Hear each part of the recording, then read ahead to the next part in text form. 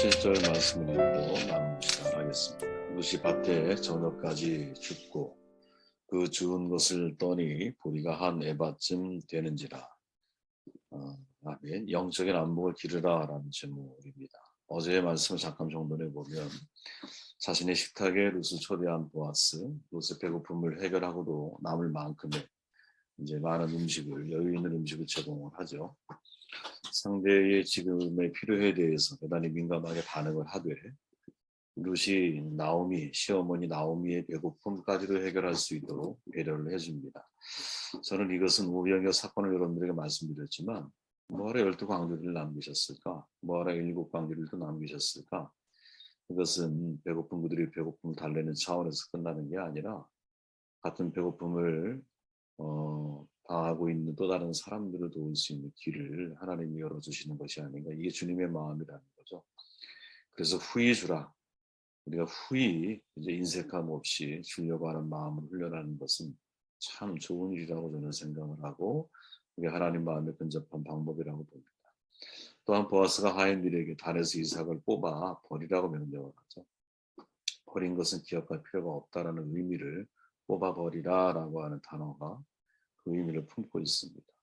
잊어야 할 것이 있다면 기억해야 할 것이 있죠. 베푸는 애는 잊어야 하고 받는 애는 항상 기억을 해야 합니다. 원수는 모래에 쓰는 거잖아요. 은혜는 바위 위에 새겨야 하는 것이죠. 베푼 것을 생각하면 사실은 자꾸 사람에 대해서 안타까움, 아쉬움을 우리가 갖기 마련이거든요. 베푼 것을 그냥 잊어버리는 게 제일 좋아요. 하나님께서 우리에 대한 사랑은 항상 주신 은혜를 잊어버리시기 때문에 또 오늘의 은혜를 우리에게 허락하시는 거죠. 만약에 그 은혜를 줬는데 저게 사랑 구실을 제일 못해 그 마음을 잘 몰라도 그 마음에 아쉬움이 남으면 다음날 어떻게 또 우리에게 은혜를 주실 수 있겠습니까? 이 마음을 따라 살아가는 저희가 되어야 한다는 거죠. 오늘은 17절 한 절에 말씀을 시작을 하며 우리가 한 에바쯤이라고 표현을 하잖아요. 영적인 안목을 기르라라는 거죠. 왜 이런 주제를 정하게 되었을까? 지금 이제 룻을 살펴보면 밭에서 저녁까지 이렇게 표현을 하고 있죠. 이삭 죽기를 되게 성실하게 룻이 이제 감당을 하고 있어요. 새벽에 와서 오전 내내 이삭을 주었잖아요.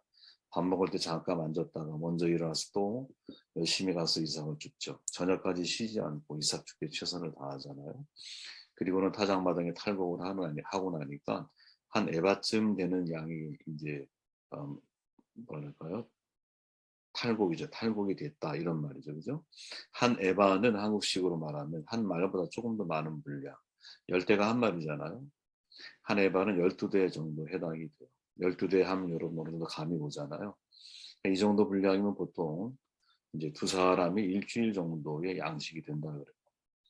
룻이 하루 노동으로 그만한 분량의 곡식을 얻은 거죠. 근데 중요한 것은 루키 기자가 이제 하루 이삭 죽기를 한 분량을 언급하는 이유가 뭘까? 여기에 대해서 이 문장 교수는 두 가지로 정도를 하는데 첫째는 이삭 죽기를 통해서 하루에 한 에바 분량의 곡식을 거두는 일이 매우 어려운 일이라는 거죠. 그러니까 그 속에 배후에 보아스의 따뜻한 배려가 담겨 있고 룻의 성실한 어떤 태도와 성실한 노동의 결과라는 것이죠. 두 번째로는 이삭 죽기가 근본적인 문제 해결이 되지 못한다라는 사실을 알리기 위함이라는 거예요. 저는 여기에 상당히 동의를 하는데 한 해배가 12대 정도 되니까 이제 12대 가지고 일주일을 먹을 수는 있지만 그 이상을 먹을 수는 없다라는 거잖아요. 그죠? 다시 말하면 추수하는 기간 동안만 가능한 것이지 추수 기간이 끝나면 이삭죽기 작업도 끝이 난다라는 거죠. 즉 이삭죽기가 룻과 나오미의 삶 속에서는 근원적인 해결책이 될 수 없다라는 것을 알리기 위한 하나의 장치로서 에바를 이해하는 거예요. 한 에바가 근원적인 해결책이 될 수 없다라는 것을 알리는 이유가 뭘까? 하나님의 더 큰 은혜가 주어질 것에 대한 암시, 즉 사인이라는 거죠. 여러분 룻기를 읽어보면 룻기 기자의 독특한 특성이 있어요. 그건 뭐냐면 사건들이 다 복선이 깔려 있다는 거예요. 이야기 속에 다음 사건에 대한 복선을 넣어둬요. 그것을 우리는 하나님의 사인 혹은 하나님의 징조라고 우리는 보통 부르죠. 룻과 나오미가 고향에 올 때 막 추수가 시작하는 때였잖아요. 그죠? 생존 가능성에 대한 복선이죠. 빈손으로 다 고향에 돌아왔잖아. 어떻게 살아야 돼? 근데 하필 그때가 추수가 시작이 돼. 아, 생존이 가능하겠구나. 복선이 깔려 있는 거죠. 룻이 이삭 죽기를 위해 찾아간 곳이 하필 보아스의 밭이었어요. 만남의 가능성에 대한 복선이죠. 그죠? 보아스의 따뜻한 배려에도 룻은 자신의 일에 성실을 내요. 보아스가 룻에게 마음을 주게 될 복선이죠. 무슨 말이냐면 보아스가 성실하게 룻을 돌봐주잖아요. 근데 룻은 자기 일에 성실하게 일을 하는 거야. 그런 룻이 보아스의 입장에서는 상당히 마음이 그 여인에 향해서 열린 마음으로 다가갈 수밖에 없는 거죠. 아, 참 괜찮은 여인이구나 이런 생각을 하게 되는 거죠. 최선을 다해 얻은 복석이 한 에바예요. 이삭 죽기 말하는 근원적으로 문제가 해결될 수 없고 다른 방법이 동원되지 않으면 루카 나오미가 살 길이 막막할 수 있겠구나 하는 복선인 거죠. 그죠? 하나님의 보응하신 사인으로 앞으로 나타나게 될 거라고 하는 복선이 그 속에 깔려 있다라는 거죠. 생각해 보면 그날 현장의 룻은 아마 전혀 그런 감을 느끼지 못했을 거예요. 단지 하루 온종일 수고하고 그 수고로 넉넉하게 얻은 곡식 그 사실 자체만으로도 아마 감사했을 거예요. 그러나 그날 하루의 일은 한 에바다 탈곡을 하고 났더니 한 에바다라고 하는 말 속에서 야 이거 갖고 먹고 살 수 없어. 그 다음이 뭐야? 하나님의 보응하심이 또 예비된 곡선을 깔고 있다라는 거죠. 보상의 시작이라는 거죠. 그렇기에 사실은 하나님의 사인을 볼 줄 아는 것 이것이 정말 중요한 영적인 안목이라고 저는 생각을 해요. 여러분의 삶 속에 복선이 깔려 있는 사건들이 있거든요. 그 사건들을 통해 하나님이 더 큰 은혜와 보응하심이 내 앞에 다가오고 있구나. 하나님이 나를 그 길로 인도하고 계시는구나 하는 것이 자연스럽게 물이 흘러가듯이 그게 느껴져야 되거든요. 영적인 식별력이죠. 사도 바울이 말하죠. 고린도전서에서 육에 속한 사람은 하나님의 성령의 일을 받지 아니하나니 저에게는 미련하게 보여 깨닫지도 못해. 이런 일은 영적으로 분별해야 돼. 신령한 일은 신령한 것을 분별해야 돼. 어떤 일이 생길 때 여러분 육적인 시각을 떠나서 영적으로 모든 것을 볼 수 있는 영적인 안목을 길러야 되거든요. 영적인 사람은 어떤 일이 일어날 때 이 일이 영적으로 나에게 무슨 의미가 있고 왜 이런 일이 나에게 일어나는지를 볼 줄 아는 시각을 가지고 있어요, 여러분. 하나님의 일을 생각을 하는 거죠. 사람의 일이 아니라. 육신은 육신의 일을 생각을 해요. 그러나 영적인 사람은 영의 일을 생각을 하거든요. 그죠? 나의 모든 육신이 하나님의 영과 연관되어져 있다는 것을 관점에서 나를 자꾸 이해하고 바라보는 거죠. 육신적인 눈만 놓고 바라보면 현재 보이는 현상을 가지고 낙담할 수밖에 없고 절망할 수밖에 없어요. 그러나 지금 말씀드린 대로 영적인 시각을 가지고 놓고 보면 야 마침 갔는데 추수하는 시기야. 아 생존의 가능성이 있구나. 하나님이 이때를 나에게 맞춰서 오게 하셨구나. 선택한 게 아니거든요. 그리고 어느 밭을 찾아갔더니 하필 거기가 보아스의 밭이었어요. 야 이건 신기하다. 이렇게 생각할 수 있잖아요. 제3자가 보았을 때. 특히 우리 같은 독자들이 보았을 때 야, 탈곡을 했더니 한 에바밖에 안 돼. 일주일은 먹을 수 있는데 그 다음 어떻게 살지? 그 다음은 하나님이 오히려 더 큰 은혜의 보응하심을 예비하고 계신 게 아닐까? 이런 시각을 우리가 가질 수 있어야 한다는 거죠. 그리고 이런 하나님의 쌓인과 징조에 대해서는 여러분 가감없이 숨김없이 하나님 앞에 내가 다 토로해낼 줄 알아야 된다. 고백할 줄. 뭐라고? 하나님 제가 하나님의 사인을 볼 수 있도록 도와주십시오. 여러분 이건 대단히 중요한 신앙입니다. 열왕기하 16장에 등장하는 아하스 왕 1절부터 등장하거든요. 누구냐? 히스기야의 아버지예요. 손자가 므낫세죠. 아하스와 므낫세는 남유다, 북이스라엘이 아닙니다. 남유다의 가장 악한 왕들이었어요. 바알 신상을 만들고 심지어 몰렉 신앙까지 수입을 한 사람이에요. 몰렉 잘 아시죠? 자기 자식을 불에 태워 제물로 바치는 정신 나간 정도였죠, 그죠? 이사야가 이렇게 말을 해요, 여러분. 그때 유다와 아스 때 아람왕 르신과 르말리아의 아들 이스라엘 왕 베가가 올라와서 예루살렘 섰으나 능히 이기지 못하리라. 거기 다윗 집에 거하여 가로되 아람의 에브라임과 동맹하였다 하였으므로 왕의 마음과 그 백성의 마음이 산림이 바다에 흔들린 같이 흔들렸더라. 아하스 왕 그때 절체절명의 위기가 찾아오죠. 그때 하나님이 이사야를 통해 말씀을 하는 거예요. 이사야 이르시되 너 가만히 두려워하지 말아라. 이 도모가 서지 못할 거야. 그리고는 유다를 치러 동맹한 나라들이 65년 내에 패망하여 다시는 나라를 이루지 못하리라라고 예언을 해요. 그래서 결국 아수르에 의해서 누가 북이스라엘이 패망을 예언하는데 그게 현실이 되죠.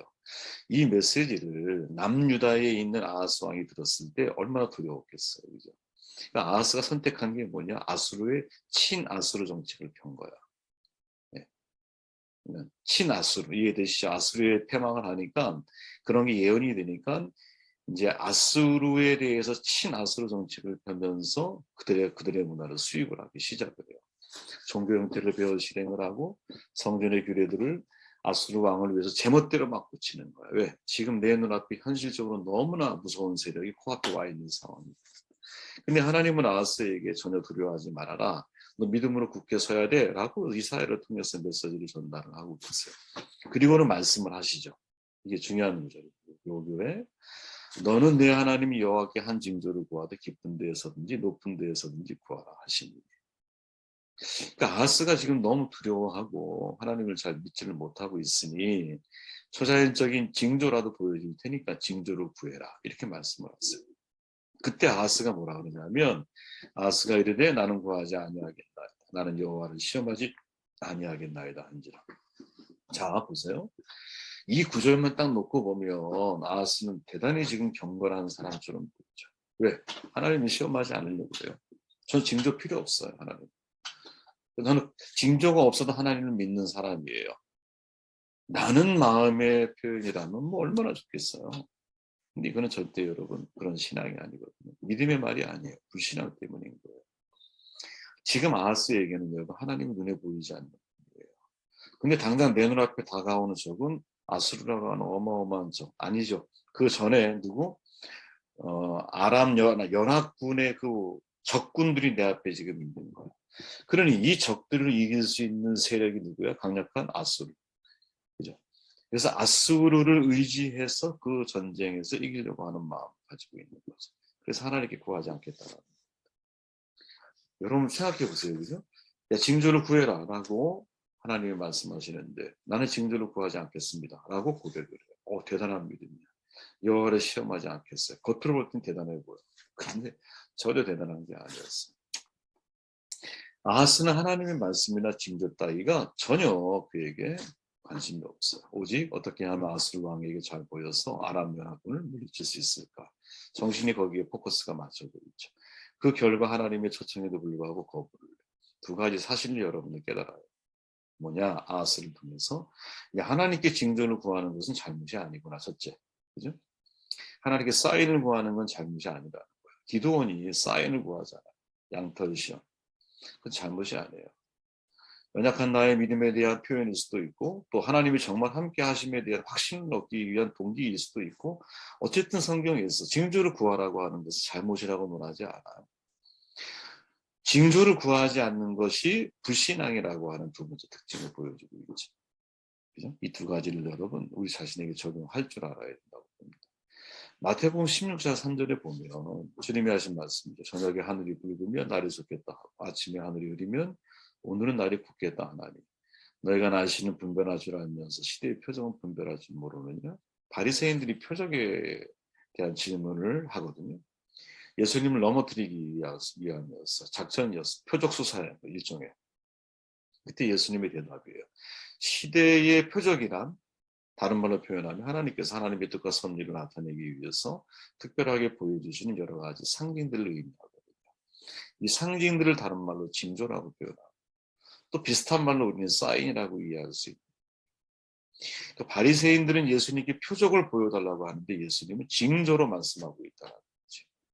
그러니까 우리에게 있어서 기사나 이적과 표적 이것을 우리가 구할 것이 아니라 실은 무엇을 구해야 하느냐?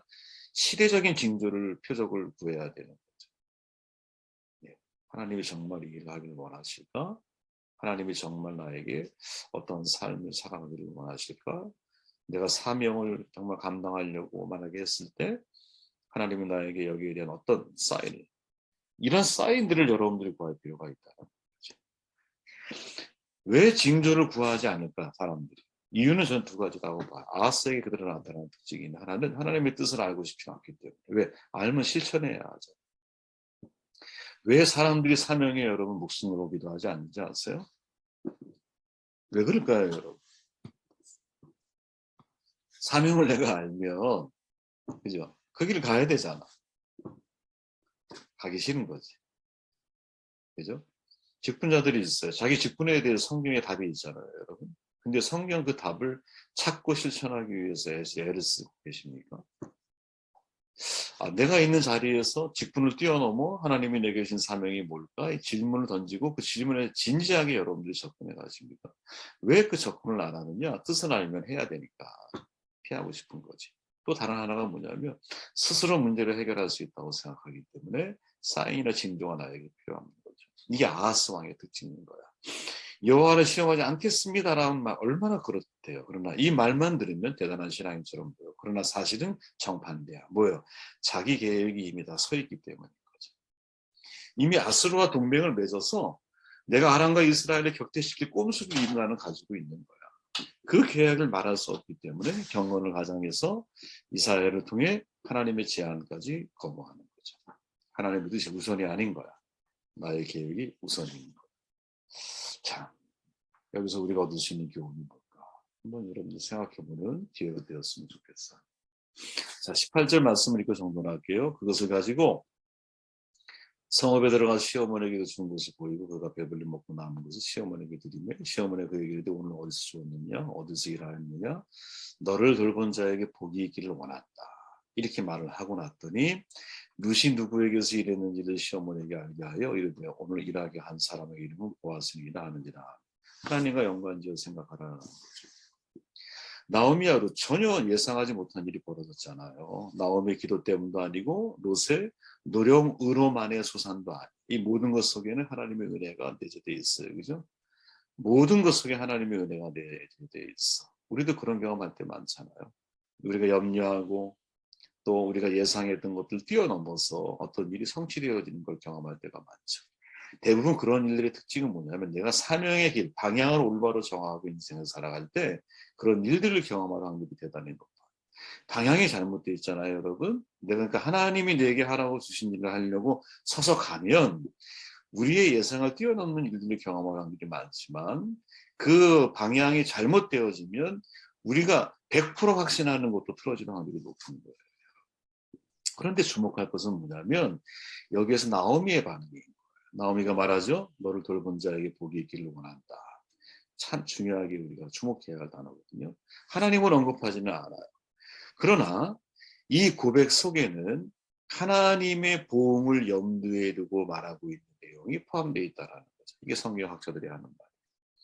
나오미의 관점이 변했어요. 말투가 변했어요. 나올 때 뭐라 그랬어요? 여호와께서 나를 말하라 부르라 그러잖아. 왜냐 하나님의 심판으로 나는 지금의 이 자리에 서게 됐다. 이게 하나님의 심판자 하나님으로서의 하나님이 나오미가 모압에서 이주할 때의 마지막 모습이었는데 지금 이 베들레헴에서의 나오미의 모습은 언어가 바뀌었다는 거예요. 관점이 바뀌었다는 거죠. 말투가 달라졌다는 거예요. 왜 그랬까? 나오미는 내 주변에 일어나는 일들을 이제 하나님과 연관지어 생각하게 되었다라는 거죠. 모압에 있을 때 겪은 역경 이후에 나오미의 머릿속에서는 엄청난 혁신적인 변화가 일어나고 있는 거예요. 매사를 하나님과 연관지어 생각하는 습관이 생겨나는 거예요. 여러분 이건 정말 중요한 것입니다. 그리스도인은 어떻게 성장하는가? 한번 다 던져봤던 질문일 거예요. 헨리 크라우드 쓴 책이죠. 유명한 상담 심리학자거든요, 이분이. 근데 그 책에서 자기가 직접 체험한 이야기를 소개해요. 본인이 기독교 병원에 일을 시작을 했을 때 자신감이 충만했어. 근데 그 자신감이 하루를 넘기지 못하고 무너져 버렸어. 복도를 지나가는데 전에 선교사님으로 일을 했던 여성을 만났어요. 근데 여성이 막 소리를 고래고래 지르는 거야. 나는 마리아다. 하나님의 어머니다. 나 이러면서 막 소리를 지르고 막 다니는 거야. 그때 헬리는요. 내가 상담하면 누구도 회복시킬 수 있다라는 자신감이 충만했거든. 근데 그 장면을 보는 순간 야 이거 생각보다 쉽지 않겠구나 하는 생각을 하게 됐대요. 저는 이 말이 마음속에 와닿더라. 사람 변한다는 거 여러분 쉽지 않아요. 그나마 자기 자신을 자기가 변화시키는 게 제일 가능성이 높아요. 타인을 변화시킨다는 건 정말 어려운 일이에요. 여러분 자신도 안 되면서 타인에게 뭘 변화를 요구합니까? 그죠? 내가 나를 변화시키지 못하는데 무슨 타인에게 변화를 자꾸 요구를 해요. 그냥 타인이 하나님 앞에 서게 만들어 줄 수 있는 것이 우리가 해줄 수 있는 가장 좋은 선물이라고 저는 봐요. 물론 사람은 관계적 동물이기 때문에 서로의 관계를 떠나 살아갈 수 없지. 철이 철을 날카롭게 하듯이 관계 속에 우리는 분명 성숙과 성장을 이루어가는 게 사실이에요. 그러나 근본적으로 변화는 내가 저 사람에게 주는 게 아니라 내가 하나님 앞에 변화되려고 애를 쓰는 것만큼 그게 선한 영향이 돼서 저 사람이 하나님 앞에 변화되어 가는 것이 이것이 옳은 선택이다라고 생각을 할 수 있어야 된다는 것이. 그리스도인이 어떻게 성장할까요, 여러분? 이 질문에 대한 해답을 찾아가는 책이거든요. 책을 떠나서 일단 여러분, 좋은 롤 모델이 교과서적인 답을 우리는 알고 있어. 그죠? 어떻게 성장해? 백성들에게 칭찬받는 초기 교회를 떠올리면 돼요. 사도들의 가르침 받고 교제하고 떡을 떼고 기도하기를 힘썼어. 그랬더니 칭찬받는 교회가 됐어. 말씀이 우리를 잘하게 하죠. 100% 맞는 말이라고 봐. 지성이 없으면 여러분 생각은 잘하지 않아요. 생각은 근육이거든요. 근육은 먹어야 되는데 여러분 말씀을 먹어야 근육이 생기는 거예요. 말씀에 대한 근력이 우리한테 있어야 되는 거야. 성도의 교제가 성장하는 거예요. 당연하죠, 여러분. 교제 없이 우리가 어떻게 성장하겠어. 그죠? 이때의 교제는 여러분 단순한 이바구가 아니에요. 말씀을 중심으로 우리의 삶을 나누는 교제거든요. 성도의 교제를 너무 쉽게 생각해요. 여러분 성도의 교제만큼 어려운 게 없어요. 왜? 진실해야 되죠. 투명성이 있어야 돼. 무슨 말이냐? 내 마음을 드러내야 되거든요. 내 마음을 드러내지 않는 성도의 교제는 여러분 성숙이 없어요. 성장이 안 돼요. 말하는 나도 그렇고 듣는 상대방도 마찬가지예요. 그렇게 진짜 교제가 되려면 상대에 대한 100% 신뢰. 그죠? 나의 허물을 절대 하나님 앞에서 사람 앞 부끄럽게 생각하지 않는 영적인 자신감. 그리고 이 모든 것들이 나와 상대를 모두 위하려고 하는 근본적인 마음의 준비가 안 되면 성도의 교제는 이루어지지 않아요. 쉽지 않은 거예요, 이게. 그리고 기도. 그죠? 제대로 된 기도를 말하는 거죠. 나에게 주세요라는 기도 많고, 그죠? 매일 내 욕구를 채우기 위한 기도가 아니라 오히려 무엇? 내 성장을 위해서 성령의 가르침을 따라서 기도하려고 하는 거. 이게 참 중요한 거죠. 그런데 저는 그보다도 본질적인 답이 있다고 생각을 해요. 제가 생각합니다. 야, 그리스도인이 언제부터 어떻게 성장을 하는가? 저는 제 자신을 놓고 보고 지난 세월을 돌아보면 그리스도인은 여러분 내 모든 삶이 하나님과 연관되어져 있다라고 생각하면서 살아가는 거예요. 신앙이. 내 모든 삶. 제가 이것을 늘 하나님과의 상관성이라고 표현합니다. 귀신 들린 자가 주님을 만났을 때 그렇게 표현했다 그랬잖아요. 주여 내가 당신과 무슨 상관이 있나요? 사탄은 여러분 내 삶이 하나님과 상관이 없다라고 생각을 하게 만드는 존재야. 만드는 존재야. 그러면 신앙인은 뭐냐? 나의 모든 삶이 하나님과 연관되어져 있다고 생각을 하는 거거든요. 그래야 내가 삶에 이제 강단의 삶이든 강단 밑의 삶이든 혹은 밖의 삶이든 집 안의 삶이든 혹은 내가 사람과 이야기할 때 삶이든 아무리 아무도 나를 보지 않을 때 나의 삶이든 이게 일관적이 되지. 왜? 하나님이 나를 보고 계시니까. 그리고 하나님과 나의 삶이 연관지어 있으니까. 지금은 나오미가 그렇게 반응하고 있다는 거죠. 야, 하나님이 그에게 복이 있기를 원한다. 하나님의 복이 그에게 있기를 원한다. 관점이 바뀌었어요. 말투가 바뀌었어요. 이유는 하나님과 연관지어 생각하는 삶의 습관이 훈련되고 있기 때문에 이 은혜가 있기를 주의 축원합니다.